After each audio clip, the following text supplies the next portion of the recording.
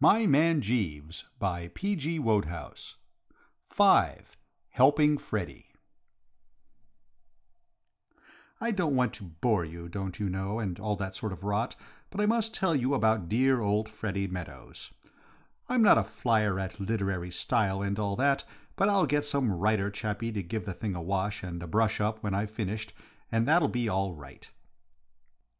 Dear old Freddie, don't you know, has been a dear old pal of mine for years and years, so when I went into the club one morning and found him sitting alone in a dark corner, staring glassily at nothing, and generally looking like the last rose of summer, you can understand I was quite disturbed about it. As a rule, the old rotter is the life and soul of our set. Quite the little lump of fun and all that sort of thing.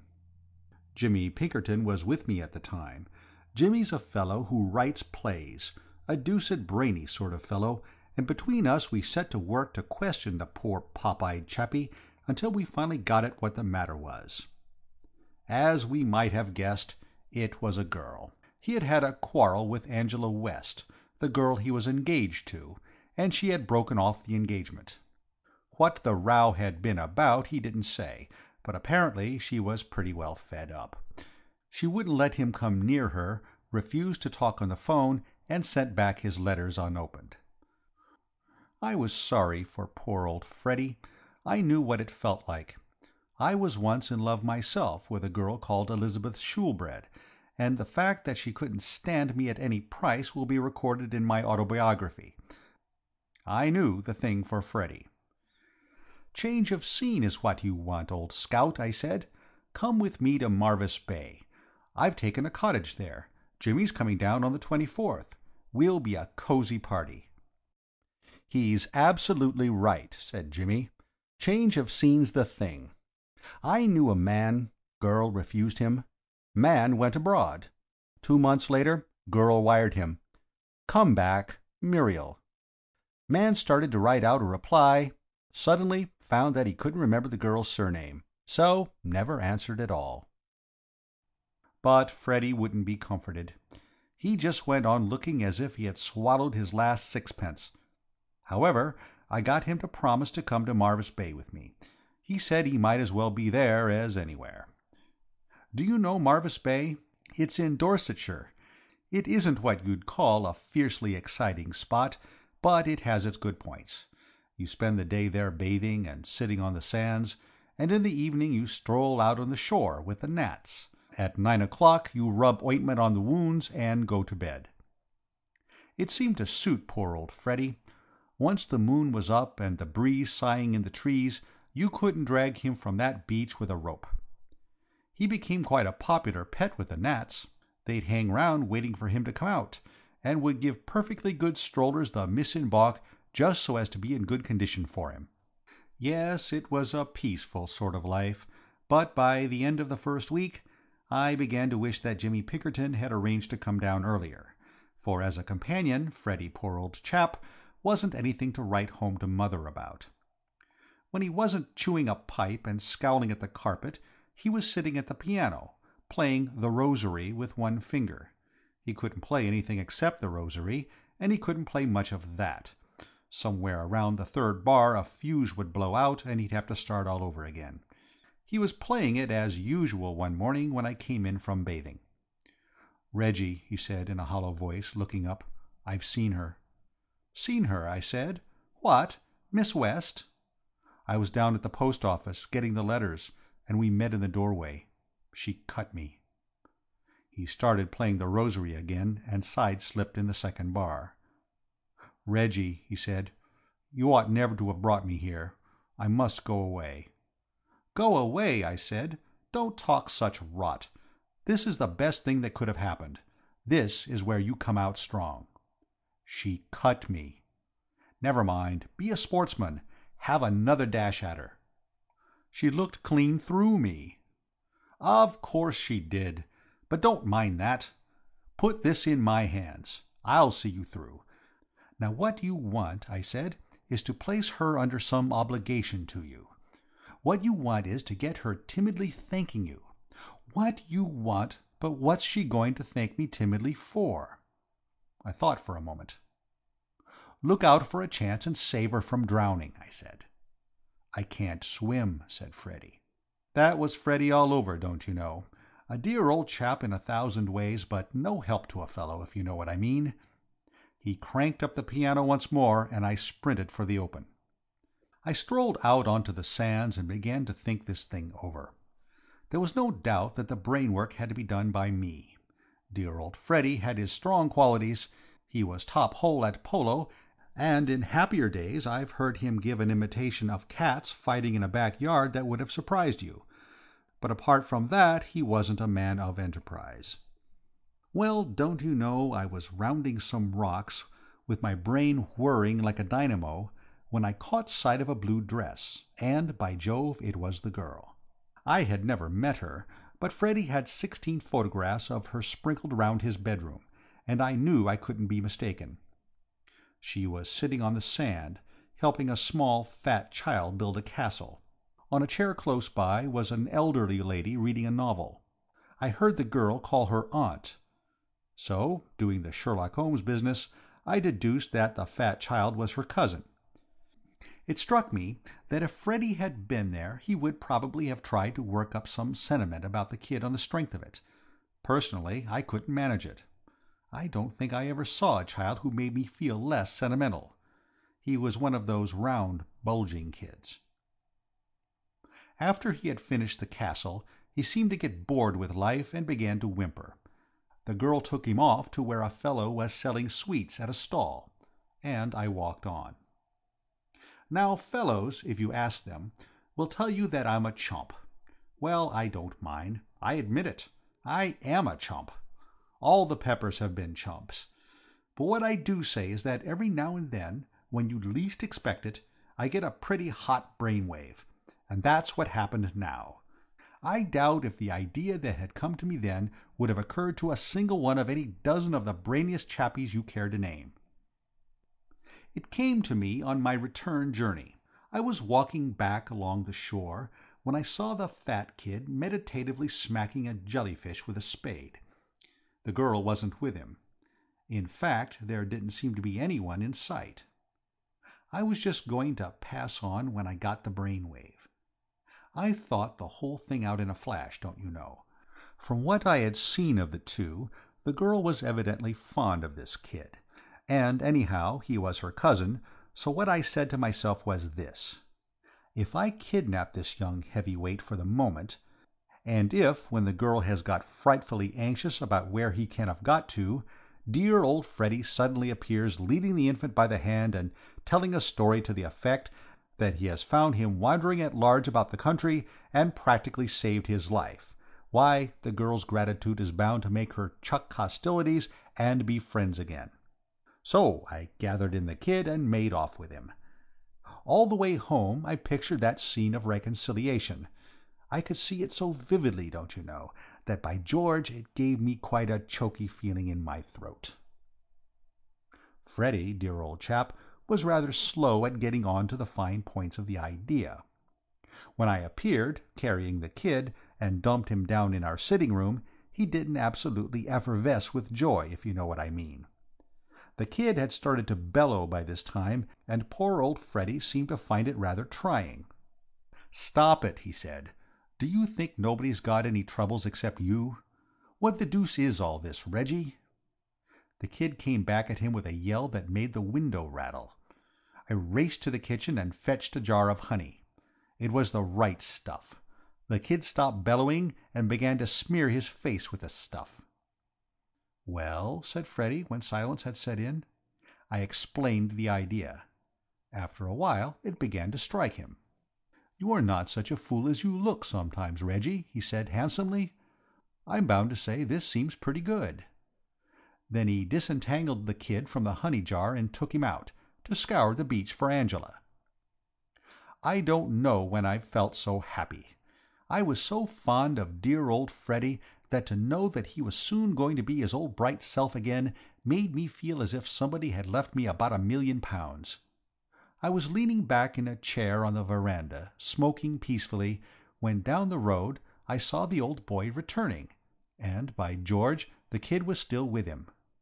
and Freddie looked as if he hadn't a friend in the world. "Hello," I said. "Couldn't you find her?" "Yes, I found her," he replied, with one of those bitter, hollow laughs.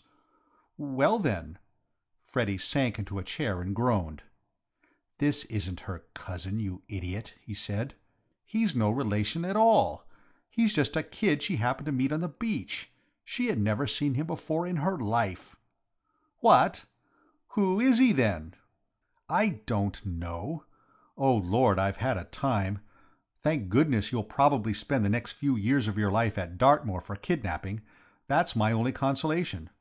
I'll come and jeer at you through the bars." "Tell me all, old boy," I said.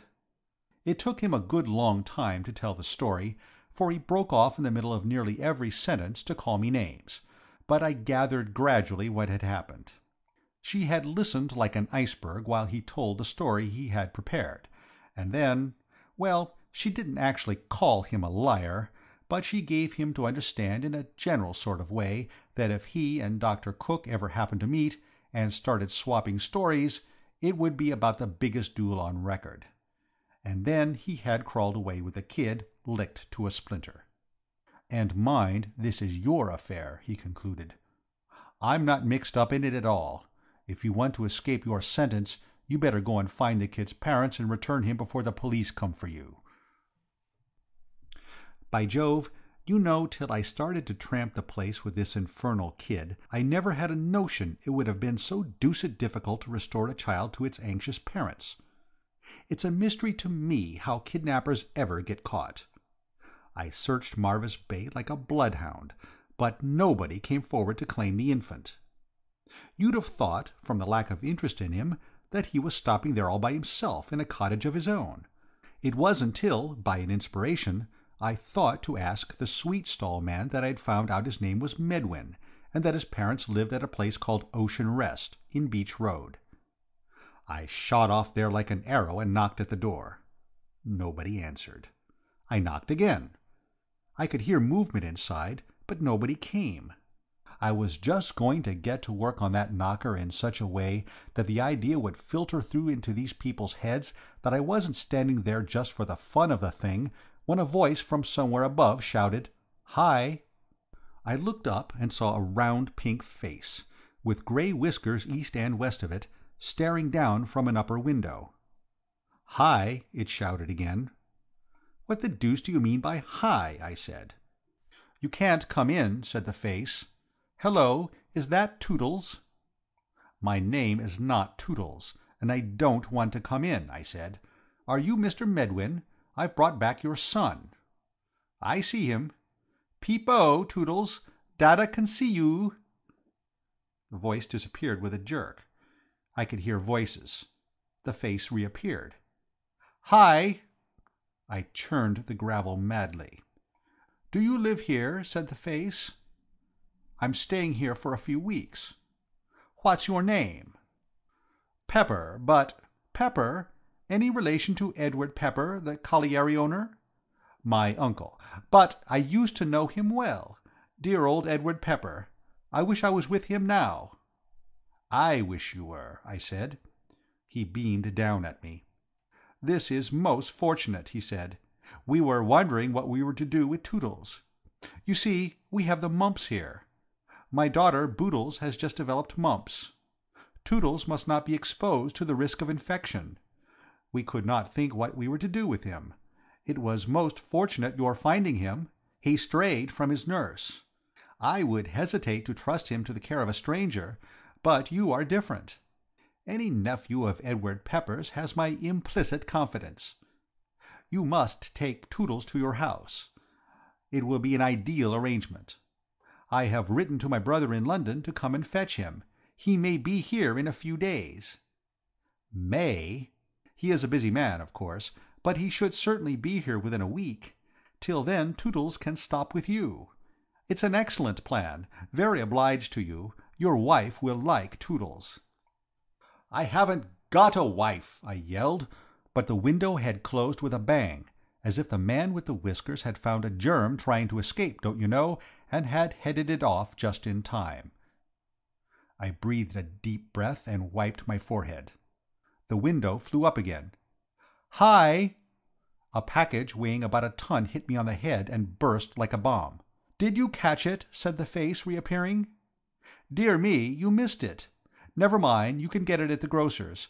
Ask for Bailey's Granulated Breakfast Chips. Toodles loves them for breakfast with a little milk. Be certain to get Bailey's." My spirit was broken, if you know what I mean. I accepted the situation. Taking Toodles by the hand, I walked slowly away. Napoleon's retreat from Moscow was a picnic by the side of it. As we turned up the road we met Freddie's Angela. The sight of her had a marked effect on the kid Toodles. He pointed at her and said, "Wah!" The girl stopped and smiled. I loosed the kid and he ran to her. "Well, baby," she said, bending down to him, "so father found you again, did he? Your little son and I made friends on the beach this morning," she said to me. This was the limit. Coming on top of that interview with the whiskered lunatic, it so utterly unnerved me, don't you know, that she had nodded good-bye and was halfway down the road before I caught up with my breath enough to deny the charge of being the infant's father. I hadn't expected dear old Freddie to sing with joy when he found out what had happened, but I did think he might have shown a little more manly fortitude. He leaped up, glared at the kid, and clutched his head. He didn't speak for a long time, but on the other hand, when he began he did not leave off for a long time. He was quite emotional, dear old boy. It beat me where he could have picked up such expressions. "Well," he said when he had finished, "say something. Heavens, man, why don't you say something?" "You don't give me a chance, old top," I said soothingly. "What are you going to do about it?" "What can we do about it?" "We can't spend our time acting as nurses to this exhibit." He got up. "I'm going back to London," he said. "Freddie!" I cried. "Freddie, old man!" My voice shook. "Would you desert a pal at a time like this?" "I would. This is your business and you've got to manage it." "Freddie," I said, "you've got to stand by me. You must. Do you realize that this child has to be undressed and bathed and dressed again? You wouldn't leave me to do all that single-handed. Freddie, old scout, we were at school together. Your mother likes me. You owe me a tenner." He sat down again. "Oh, well," he said resignedly. "Besides, old top," I said, "I did it all for your sake, don't you know?" He looked at me in a curious way. "Reggie," he said in a strained voice, "one moment. I'll stand a good deal, but I won't stand for being expected to be grateful." Looking back at it, I see that what saved me from Colney Hatch in that crisis was my bright idea of buying up most of the contents of the local sweet shop. By serving out sweets to the kid practically incessantly, we managed to get through the rest of that day pretty satisfactorily. At 8 o'clock he fell asleep in a chair, and, having undressed him by unbuttoning every button in sight, and where there were no buttons, pulling till something gave, we carried him up to bed. Freddie stood looking at the pile of clothes on the floor, and I knew what he was thinking. To get the kid undressed had been simple, a mere matter of muscle. But how were we going to get him into his clothes again? I stirred the pile with my foot. There was a long linen arrangement which might have been anything, also a strip of pink flannel which was like nothing on earth. We looked at each other and smiled wanly. But in the morning I remembered that there were children at the next bungalow but one. We went there before breakfast and borrowed their nurse. Women are wonderful. By George, they are. She had that kid dressed and looking fit for anything in about 8 minutes. I showered wealth on her, and she promised to come in morning and evening. I sat down to breakfast almost cheerful again. It was the first bit of silver lining there had been to the cloud up to date. "And after all," I said, "there's lots to be said for having a child about the house, if you know what I mean. Kind of cozy and domestic, what?" Just then the kid upset the milk over Freddie's trousers, and when he had come back after changing his clothes, he began to talk about what a much-maligned man King Herod was. The more he saw of Toodles, he said, the less he wondered at those impulsive views of his on infanticide. 2 days later, Jimmy Pinkerton came down. Jimmy took one look at the kid, who happened to be howling at the moment, and picked up his portmanteau. For me, he said, the hotel. I can't write dialogue with that sort of thing going on. Whose work is this? Which of you adopted this little treasure? I told him about Mr. Medwind and the mumps. Jimmy seemed interested. I might work this up for the stage, he said. It wouldn't make a bad situation for an Act 2 of a farce. Farce, snarled poor old Freddie. Rather. Curtain of Act 1 on hero. A well-meaning, half-baked sort of idiot, just like... that is to say, a well-meaning, half-baked sort of idiot, kidnapping the child. Second act, his adventures with it. I'll rough it out tonight.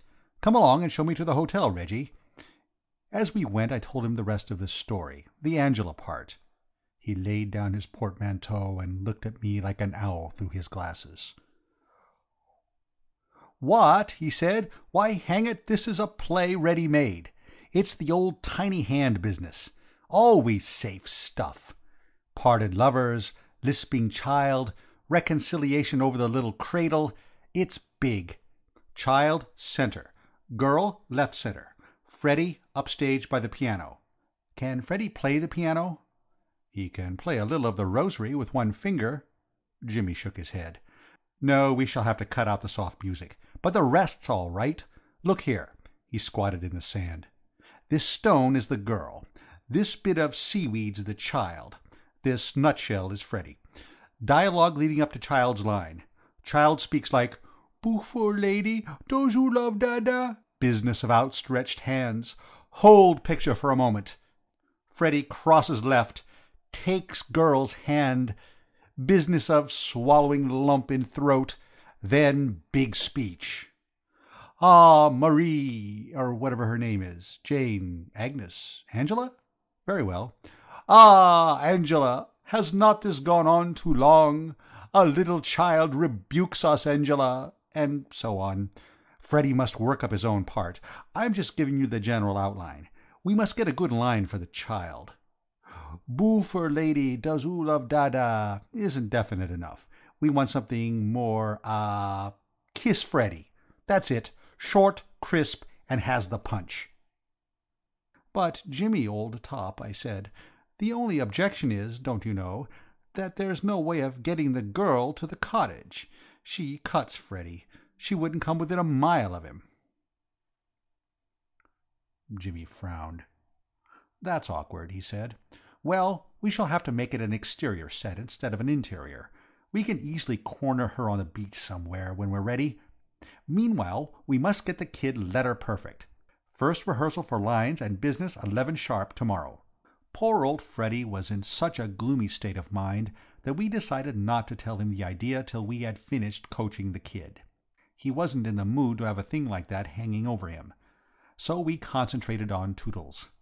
And pretty early in the proceedings, we saw that the only way to get Toodles worked up to the spirit of the thing was to introduce sweets of some sort as sub-motive, so to speak. The chief difficulty, said Jimmy Pinkerton at the end of the first rehearsal, is to establish a connection in the kid's mind between his line and the sweets. Once he has grasped the basic fact that those two words, clearly spoken, result automatically in acid drops, we have got a success. I've often thought, don't you know, how interesting it must be to be one of those animal trainer Johnnies, to stimulate the dawning intelligence and that sort of thing. Well, this was every bit as exciting. Some days success seemed to be staring us in the eye, and the kid got the line out as if he'd been an old professional. And then he'd go all to pieces again, and time was flying. We must hurry up, Jimmy, I said. The kid's uncle may arrive any day now and take him away. And we haven't an understudy, said Jimmy. There's something in that. We must work.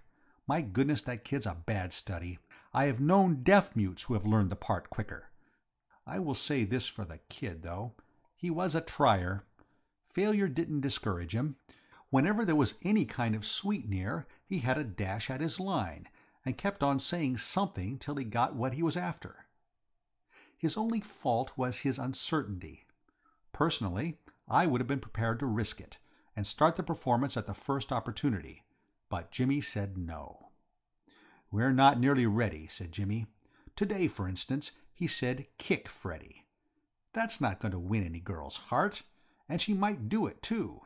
No, we must postpone production a while yet." But by George we didn't. The curtain went up that very next afternoon. It was nobody's fault, certainly not mine. It was just fate. Freddie had settled down at the piano, and I was leading the kid out of the house to exercise it, when, just as we'd got out to the veranda, along came the girl Angela on her way to the beach. The kid set up his usual yell at the sight of her, and she stopped at the foot of the steps. "Hello, baby," she said. "Good morning," she said to me. "May I come up?" She didn't wait for an answer. She just came. She seemed to be that sort of girl. She came up on the veranda and started fussing over the kid. And 6 feet away, mind you, Freddie smiting the piano in the sitting room. It was a dashed disturbing situation, don't you know. At any minute Freddie might take it into his head to come out onto the veranda, and we hadn't even begun to rehearse him in his part. I tried to break up the scene.